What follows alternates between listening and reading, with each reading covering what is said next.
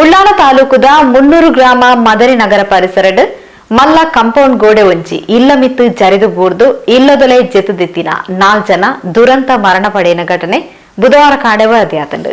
ಉಳ್ಳಾಲ ತಾಲೂಕು ವ್ಯಾಪ್ತಿದ 300 ಗ್ರಾಮ ಮದನಿ ನಗರದ 45 ವರ್ಷ ಪ್ರಾಯದ ಯಾಸಿರ್, 40 ವರ್ಷ ಪ್ರಾಯದ ಮರಿಯಮ್ಮ, ಅಕ್ಲನ ಜೋಕ್ಲು, 17 ವರ್ಷದ ರಿಫಾನಾ, 14 ವರ್ಷದ ರಿಯಾನಾ ಮೃತಪಡೆಯಿನ ದುರ್ದೈವಿ.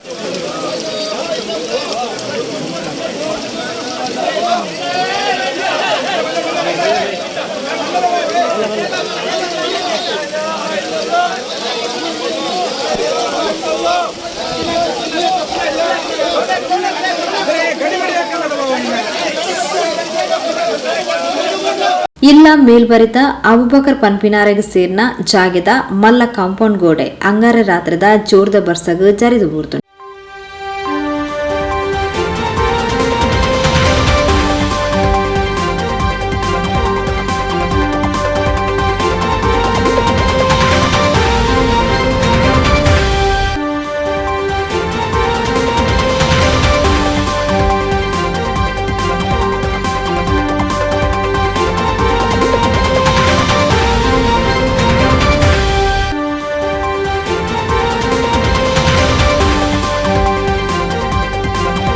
ತೀರ್ಥಜಾಗಿಡಿ ಇತ್ತಿನ ಯಾಸಿರೆನ ಇಲ್ಲ ಮಿತ್ತು ಕಾಂಪೌಂಡ್ ಗೋಡೆ ಜರಿದಾನಗ ಇಲ್ಲುಲ ಜರಿದು ಬೂರ್ದು ಇಲ್ಲೊದುಲೈ ಜಿದಿತ್ತಿನ ಅಪ್ಪ ಅಮ್ಮ ರಡ್ಡು ಜೋಕ್ಲು ಇಜ್ಜ 4 ಜನಲ ದುರಂತ ಮರಣ ಪಡೆದೇರು. ಈ ಘಟನೆ ರಾತ್ರಿ ಏತು ಪೊರ್ತು ಆದುಪು ಪನ್ಪಿನವು ನಿರ್ದಿಷ್ಟವಾದ ತೇರಿದು ಬೈತಿಚ್ಚಿ. ಯಾಸಿರ್, ಮರಿಯಮ್ಮ ಬೊಕ್ಕ ಜೋಕ್ಲು ಇಂಚ ಮುಟ್ಟಲ ಕುಡ್ಲ ಕಂದಕದ ಇಲ್ಲಲಿ ಇತ್ತೇರು. ಉಳ್ಳಾಲ ಮದರಿ ನಗರಡಿ ಇತ್ತಿನ ಸ್ವಂತ ಇಲ್ಲನು ಬಾಡಿಗೆ ಗೊರ್ದಿತ್ತೇರು. ಇಂಚುಗು ಒಂತ ಸಮಯದ ದುಂಬು ಕಂದಕರ್ದು ಮದನಿ ನಗರದ ತಂಕ್ಲಿನ ಇಲ್ಲಡೆ ಬತದು ಕುಲ್ದಿತ್ತೇರು. ಯಾಸಿರ್ ಕೂಲಿ ಬೇಲೆ ಮಲ್ತೊಂದಿತ್ತಂಡ ಮರಿಯಮ್ಮ ಇಲ್ಲ ಗೃಹಿಣಿ ಆದಿತ್ತೇರು. ಮಲ್ಲ ಮಗಲು ರಫೀನಾಗ್ ಮದಿಮೆ ಆದಿತ್ತದು. ಬಕ್ರೀದ್ ಪರ್ಬಗಂದು ಅಪ್ಪ ಇಲ್ಲಡೆ ಬತದಿತ್ತಿನ ರಫೀನಾ ಅಂಗಾರೆ ಬಯ್ಯ ಮುಟ್ಟಲ ಮದನಿ ನಗರಡು ಇಲ್ಲಡೆ ಇತ್ತೇರು. ಅಂಗಾರೆ ಬಯ್ಯಗ್ ಕೇರಳ ಕಣ್ಣೂರುದ ತನ್ನ ಕಂಡನ ಇಲ್ಲಡೆ ಪೋತೇರು. ದುರಂತಡು ಮರಣ ಪಡೆಯಿನ ರಡ್ಡನೆ ಮಗಲು 17 ವರ್ಷದ ರಿಫಾನಾ ಕುಡ್ಲ ಬದ್ರಿಯಾ ಕಾಲೇಜು 2ನೇ ವರ್ಷದ PUC ಕಲ್ತೊಂದಿತ್ತೇರು. ಎಲ್ಯ ಮಗಲು ರಿಯಾನಾ ಉಳ್ಳಾಲ ಹಳೆಕೋಟೆ ಸೈಯದ್ ಮದನಿ ಸಂಯುಕ್ತ ಪ್ರೌಢಶಾಲೆಡು ಎನ್ಮನೆ ತರಗತಿಡು ಕಲ್ತೊಂದಿತ್ತೇರು.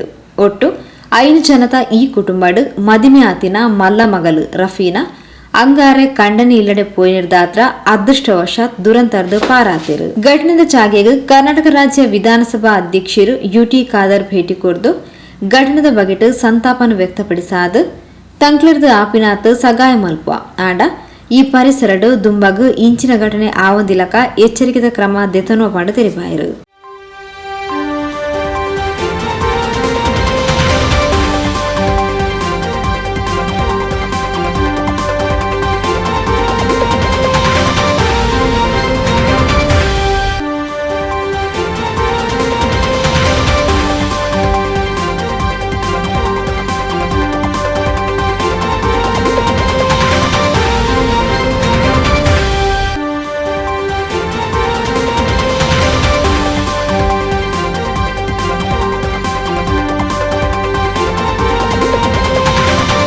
ಮಾತ್ರ ಕಟ್ಟುವಂತ ಎಲ್ಲ ಕೂಡ ನಿಯಮಗಳಿದೆ. ಈ ನಿಯಮಕ್ಕೂ ಕೂಡ ಮೀರಿಕೊಂಡು ಇಂಥ ಕೆಲವು ಘಟನೆಗಳಲ್ಲಿ ಹೇಗೆ ನಾವು ಸರ್ಕಾರ ಮತ್ತು ಜನಪ್ರತಿನಿಧಿ ಅಧಿಕಾರಿಗಳು ಇಂಥದ್ದು ಸಹಾಯ ಮಾಡಬಹುದು ಅಂತೇಳಿ ಬಹುಶಃ ಇವತ್ತು ನಾವು ಆ ಒಂದು ಮಧ್ಯೆ ಚರ್ಚೆ ಮಾಡಿ ನಮ್ಮಿಂದ ಆಗುವಂಥ ಮ್ಯಾಕ್ಸಿಮಮ್ ಎಫರ್ಟ್ ಮತ್ತು ಎಲ್ಲ ರೀತಿಯ ಸಹಕಾರ ನಮಗೆ ಅನ್ನುವ ರೀತಿಯಲ್ಲಿ ರೀತಿಯಲ್ಲಿ ನಮ್ಮ ಕೆಲಸ ನಾವು ಮಾಡ್ತೇವೆ. ಮತ್ತು ಬೇರೆ ಎಲ್ಲ ಮೇಲೂ ವಿಚಾರವನ್ನು ನಮ್ಮ ಜಿಲ್ಲಾಧಿಕಾರಿ ಮತ್ತೆ ಮಾಡಿಕೊಳ್ತಾರೆ. ಅದು ಜಿಲ್ಲಾಧಿಕಾರಿಗಳು ಅದಕ್ಕೆ ಕೂತ್ಕೊಂಡು ಚರ್ಚೆ ಮಾಡಿ ಪರಿಸ್ಥಿತಿ ಏನಿದೆ, ಯಾವ ರೀತಿ ಮಾಡಬೇಕು ಅದೇ ಮತ್ತೆ ಪರಿಹಾರ ಈಗಾಗಲೇ ಹೇಳಿದ್ದೇವೆ. ಸರ್ಕಾರ ಈಗಾಗಲೇ ಇವತ್ತು ಪತ್ರವರಿಗೆ ಕೂಡ ಇವತ್ತು ಅವ್ರ ಕುಟುಂಬ ಪರಿಹಾರ ಇದೆ.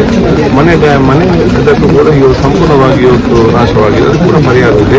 ಅದರಲ್ಲಿ ಶಿಕ್ಷಣ ಇಲಾಖೆಯಿಂದ ಮಕ್ಕಳು ಇವತ್ತು ಶಾಲೆಯಿಂದ ಹೋಗುವ ಕಾರಣ ಶಿಕ್ಷಣ ಇಲಾಖೆ ಕೂಡ ತುರ್ತು ಪರಿಸ್ಥಿತಿ ಸಂದರ್ಭದಲ್ಲಿ ಕೊಡುವಂಥ ಕೂಡ ಪರಿಹಾರ ಇದೆ. ಇದನ್ನು ಕೂಡ ಯಾವಾಗ ಅಂತ ಹೇಳಿದ್ದಾರೆ ಫಸ್ಟ್ ನಮಗೆ ಇವತ್ತು ಪಾವಿತ್ರತೆಯಿಂದ ಶ್ರದ್ಧಾಪೂರ್ವಕವಾಗಿ ಕುಟುಂಬದ ಖಚಿತ ಸಂಸ್ಕಾರ ಆಗಬೇಕು.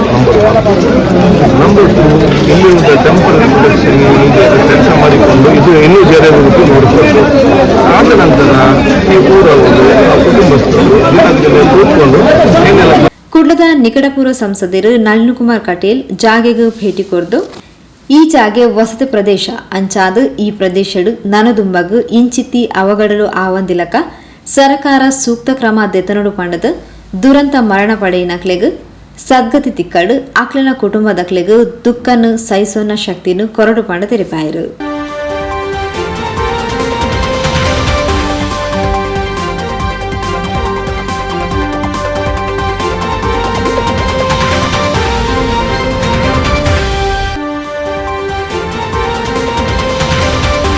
ಮಂಗಳೂರು ಮತಕ್ಷೇತ್ರದ ವ್ಯಾಪ್ತಿಯಲ್ಲಿರುವ ಮದನಿ ನಗರದಲ್ಲಿ ಇವತ್ತು ಮುಂಜಾನೆ ರಿಯಾಜ್ ಮತ್ತು ಮೇರಿ ದಂಪತಿಗಳು ಅವರ ಇಬ್ಬರು ಪುತ್ರಿಯರು ವಾಸ ಇರತಕ್ಕಂಥ ಮನೆ ಮೇಲೆ ಗುಡ್ಡೆ ಕುಸಿತದಿಂದ ಆಗಿರುವಂಥ ಅವಘಡದಿಂದ 4 ಜನ ದುರ್ಮರಣಕ್ಕೀಡಾಗಿದ್ದಾರೆ. ಅವರ ಆತ್ಮಗಳಿಗೆ ಸದ್ಗತಿಯನ್ನು ಬಯಸ್ತೇನೆ. ವಿಶೇಷವಾಗಿ ಆ ಕುಟುಂಬದ ಎಲ್ಲರಿಗೂ ದುಃಖವನ್ನು ಸಹಿಸುವ ಶಕ್ತಿಯನ್ನು ಭಗವಂತ ಕೊಟ್ಟು ಪ್ರಾರ್ಥನೆ ಮಾಡ್ತೇನೆ. ಮತ್ತು ಈ ಮನೆ ಮತ್ತು ಈ ಪ್ರದೇಶ ವಸತಿ ಪ್ರದೇಶವಾಗಿದೆ. ಹಾಗಾಗಿ ಬಹಳ ಮುಂಜಾಗ್ರತಾ ಕ್ರಮವನ್ನು ಸರ್ಕಾರ ತಗೋಬೇಕು. ಈಗಾಗಲೇ ಆಗಿರುವ ಅವಘಡದಿಂದ 4 ಮೃತರಾಗಿದ್ದಾರೆ. ಹಳೆಕೋಟೆ ಮದನಿ ಉರ್ದು ಶಾಲಾ ಮುಖ್ಯೋಪಾಧ್ಯಾಯರು ಕೆಎಂಕೆ ಮಂಚನಾಡಿ ಪಾತಿರೊಂದು ಇಂದೊಂಜಿ ಅನಿರೀಕ್ಷಿತ ದುರಂತ ಅಕ್ಲನ ಇಲ್ಲಡು ದುಃಖಗ್ ಕಣ್ಣೀರ್ ಪಾಡೇರ್ಲ ಏಲ ಇಚ್ಚಿರು. ಎಲ್ಲಿಯ ಮಗಳು ರಿಯಾನಾ ಈ ವರ್ಷ 8ನೇ ತರಗತಿಗೆ ಸೇರ್ಪಡೆಯಾದಿತ್ತದು ತನ್ನ ಓಡಾಟಡು ಮಾತೆರಲ ಪ್ರೀತಿನು ಪಡೆದಿತ್ತಲ್ಪಂಡು ತೆರಿಪಾಯರು.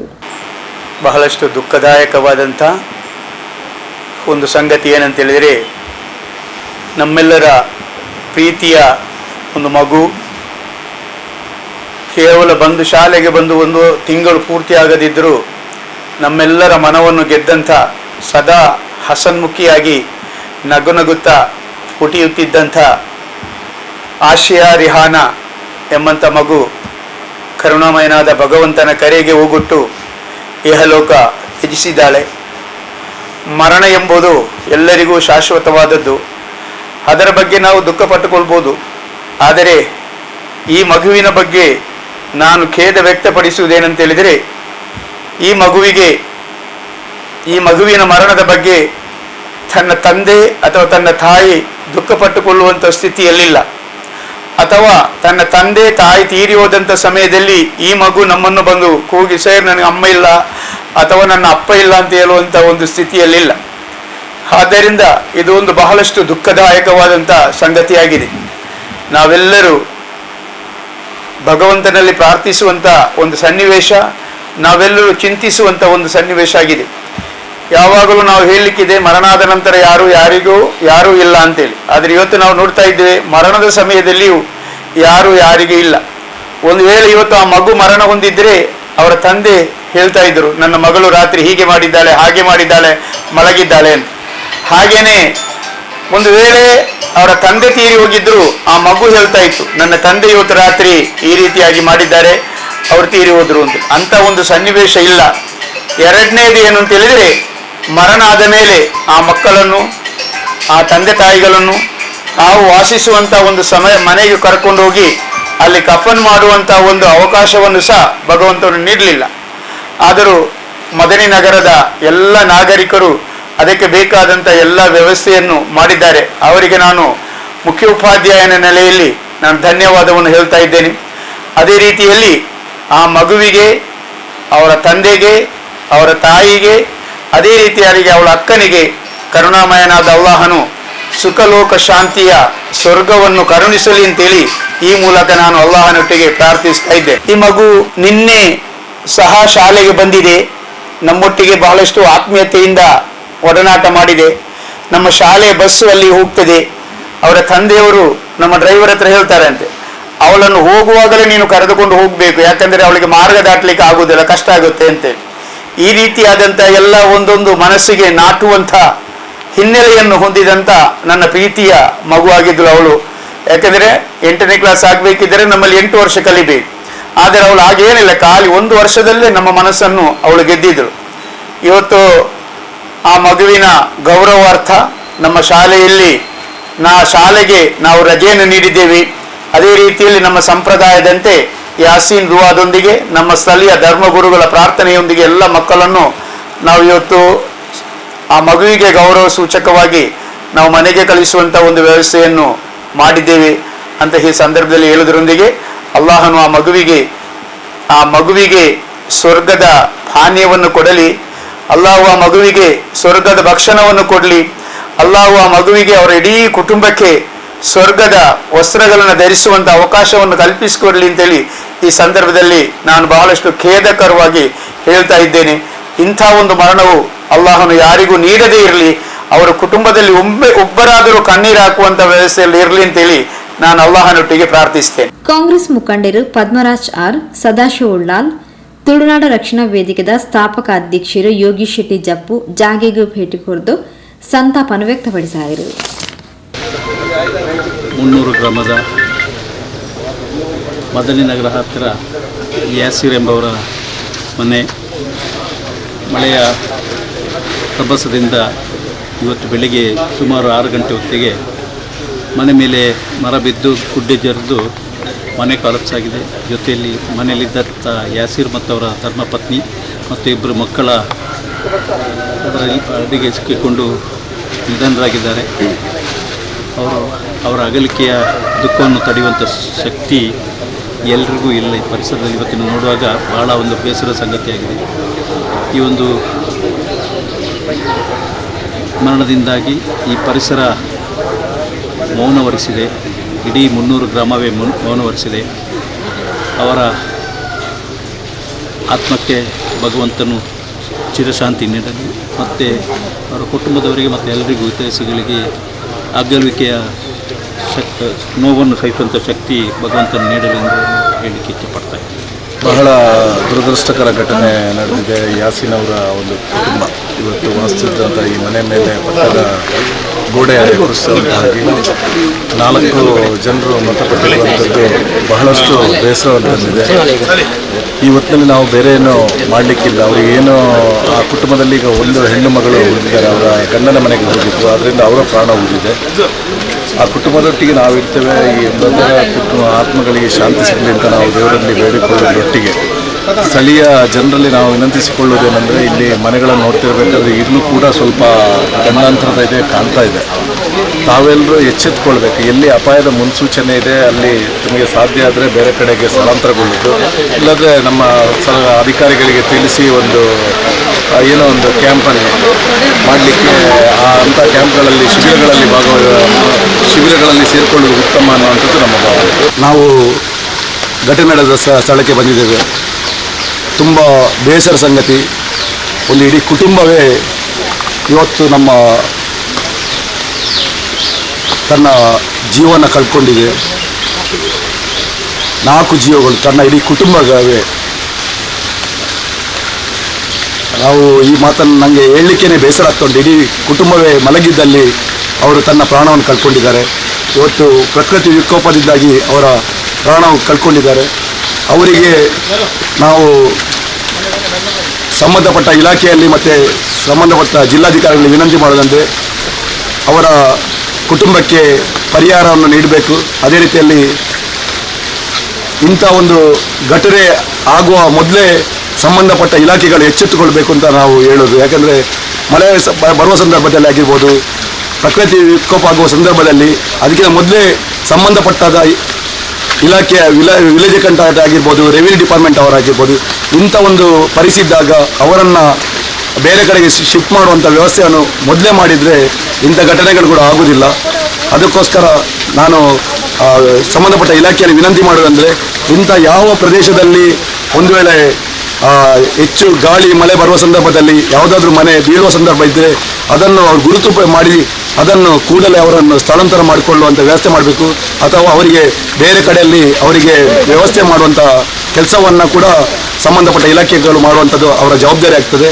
ಅದಕ್ಕೋಸ್ಕರ ಮುಂದಿನ ದಿನದಲ್ಲಿ ಇಂಥ ಘಟನೆಗಳು ಆಗದಾಗೆ ಸಂಬಂಧಪಟ್ಟ ಇಲಾಖೆಗಳು ಗಮನವಹಿಸಬೇಕು ಅಂತ ನಾವು ವಿನಂತಿಸ್ತೇನೆ. ಜಿಲ್ಲಾಧಿಕಾರಿ ಮುಲ್ಲೈ ಮುಹಿಲಾನ್, ತಹಶೀಲ್ದಾರ್, 300 ಗ್ರಾಮ ಪಂಚಾಯತ್ ಅಧ್ಯಕ್ಷರು ಶ್ರೀಮತಿ ಶೈಲಜಾ, ಉಪಾಧ್ಯಕ್ಷರು ಮಹಾಬಲ್ ಭಟ್ಟದಡಿ, ವಾರ್ತಾ ಇಲಾಖಾಧಿಕಾರಿ ಕಾದರ್ ಶಾ, ಜಿಲ್ಲಾ ಪಂಚಾಯತ್ ಮುಖ್ಯ ಕಾರ್ಯನಿರ್ವಹಣಾಧಿಕಾರಿ ಡಾಕ್ಟರ್ ಆನಂದ್, ಕಾಂಗ್ರೆಸ್ ಮುಖಂಡರು ಉಳ್ಳಾಲ ಬ್ಲಾಕ್ ಕಾಂಗ್ರೆಸ್ ಅಧ್ಯಕ್ಷರು ರಮೇಶ್ ಶೆಟ್ಟಿ ಬೋಳಿಯಾರ್, ಜಿಲ್ಲಾ ಕಾಂಗ್ರೆಸ್ ಸದಸ್ಯರು ರೆಹಮಾನ್ ಕೋಳಿಚಾಲ್, ಮಹಾನಗರ ಪಾಲಿಕೆ ಸದಸ್ಯೆ ಲತೀಫ್ ಕಂದಕ್, ಮಾಜಿ ತಾಲೂಕು ಪಂಚಾಯತ್ ಅಧ್ಯಕ್ಷರು ಮೊಹಮ್ಮದ್ ಮೋನು ಪಾವೂರು, ಮಾಜಿ ಜಿಲ್ಲಾ ಪಂಚಾಯತ್ ಸದಸ್ಯರು ಎನ್ಎಸ್ ಕರೀಂ, ಸೋಮೇಶ್ವರ ಗ್ರಾಮ ಪಂಚಾಯತ್ ಸದಸ್ಯರು ದೀಪಕ್ ಪಿಲಾರ್, ಪುರುಷೋತ್ತಮ್ ಶೆಟ್ಟಿ, ಮುಸ್ತಫಾ ಮಲಾರ್, ಬಾಜಿಲ್ ಡಿಸೋಜಾ, ಬಿಜೆಪಿ ಮುಖಂಡರು, ದಕ್ಷಿಣ ಕನ್ನಡ ಜಿಲ್ಲಾ ಬಿಜೆಪಿ ಅಧ್ಯಕ್ಷರು ಸತೀಶ್ ಕುಂಪಲ, ಪ್ರಮುಖರು ಸಂತೋಷ್ ಕುಮಾರ್ ರೈ ಬೋಳಿಯಾರ್, ಕೆ ರವೀಂದ್ರ ಶೆಟ್ಟಿ ಉಳಿದೊಟ್ಟು, ಶ್ರೀಮತಿ ಧನಲಕ್ಷ್ಮಿ, ದಯಾನಂದ್ ತೊಕ್ಕೋಟು ಇಂಚಿತಿ ಪ್ರಮುಖರು ಜಾಗೆಗೂ ಭೇಟಿ ಕೊರಿಯರು. 300 ಗ್ರಾಮ ಪಂಚಾಯತ್ ಮಾತಾ ಸದಸ್ಯರು ಜಾಗೆಡಿತದು ಸೂಕ್ತ ಸಹಕಾರ ಸಹಾಯಡು ಪಾಲ್ಪಡೆಯರು. ಕುಡ್ಲ ಅಗ್ನಿಶಾಮಕ ದಳ ಸ್ಥಳೀಯರು ಕಾರ್ಯಾಚರಣೆಡು ಪಾಲ್ಪಡೆದಿದ್ದರು. ಉಳ್ಳಾಲ ಪೊಲೀಸ್ ಠಾಣಾ ಅಧಿಕಾರಿ ಬಾಲಕೃಷ್ಣ, ಸಬ್ ಇನ್ಸ್ಪೆಕ್ಟರ್ ನವೀನ್ ಬೋರ್ಕರ್ ಸಿಬ್ಬಂದಿಲು ಜಾಗೆಡಿತದು ಪ್ರಕರಣ ದಾಖಲಿಸಾದರು.